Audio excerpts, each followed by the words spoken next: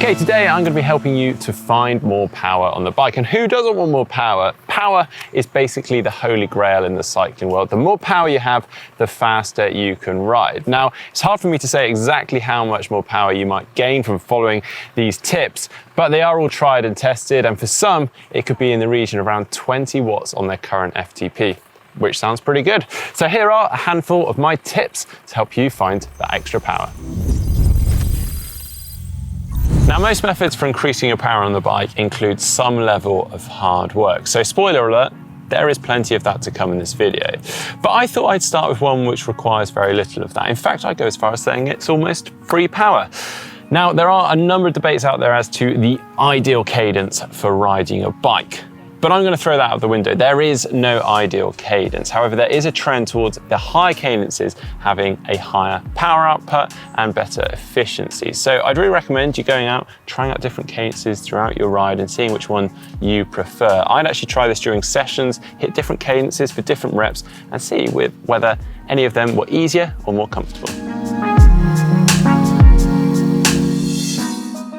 Now that's enough of the easy power gains, now on to some hard work. So to increase our power on the bike, we essentially need to unleash it. Think of it as if we're just teaching our body what it's capable of. See, a lot of people don't really realize what they have the ability to do. So it's just a case of unlocking that and then teaching our bodies and training our bodies how to use that.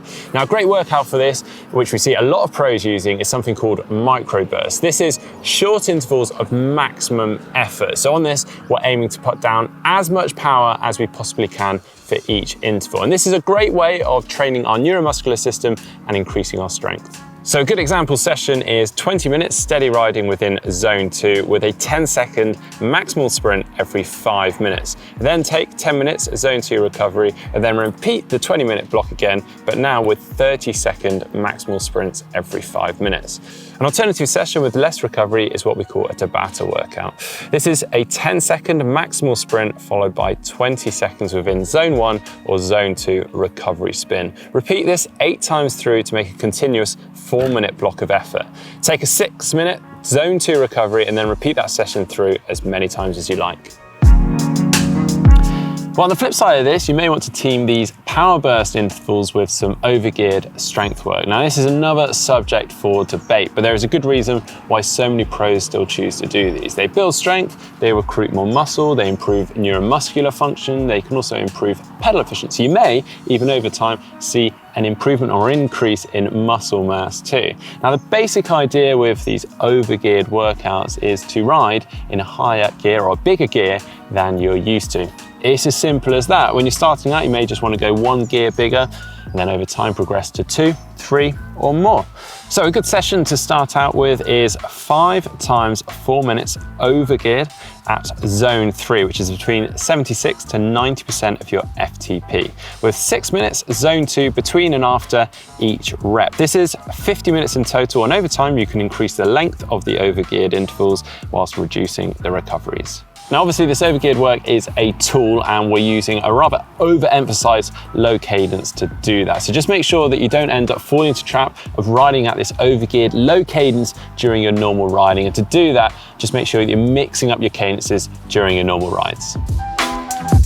Now, our next method is to bump our functional threshold power or functional threshold heart rate up. Now, this is essentially the maximum power or heart rate that we can sustain for 60 minutes. And to bump this up will actually mean that we can produce more power for a sustained period of time before falling apart. To do this, we want to work at or just below this level. And that will therefore mean that we can actually rack up quite a lot of time at a very high intensity. And that's going to not only build strength and build our fitness, but it's also going to bump that threshold up. And this area or this zone is what we call our sweet spot. It is defined as being between 88 and 94% of our functional threshold power and between 75 and 85% of our maximum heart rates. So one of my go-to sweet spot workouts is 4 lots of 8 minutes at sweet spot, matching it with an 8-minute zone 2 recovery. Over time, you can start increasing the intervals to 10 minutes, 15 minutes, or even 20 minutes. And once you've done that, then you can even play around with reducing the recoveries.